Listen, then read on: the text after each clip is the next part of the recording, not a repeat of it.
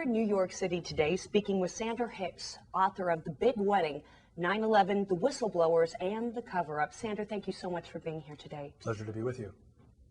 Sandra, the Village Voice once called you the punk of publishing because you founded Soft Skull Press. So how is it that you're qualified to write a book about 9/11? Well, you have to remember that while at Soft Skull, I was the publisher of Fortunate Son, the one controversial biography of Bush that talked about the Bush-Bin Laden family connection. So out of that, I became a freelance journalist in my leave of absence in between publishing companies, and 9/11 became my main focus for a couple of different newspapers, websites, and a TV show. You interviewed a member of the 9/11 Commission, Richard Benveniste, on national television, as a matter of fact. What did you learn from that?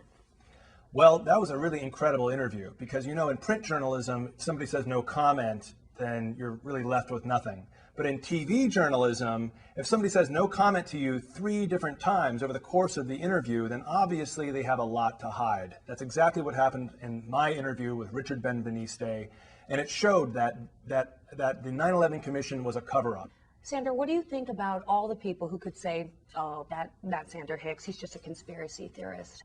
Conspiracy is a part of politics. It means to breathe together.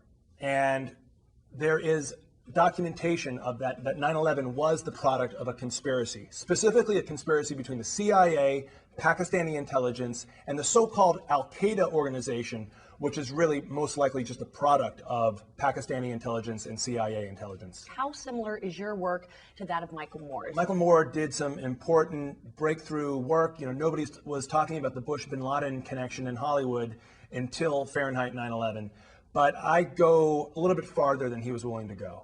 So what is your smoking gun of this theory of 9/11? The fact that Pakistani intelligence wired 100K to Muhammad Atta on the 10th of September. And this was reported in a French news agency and the Times of India, and it's never made its way into mainstream American media.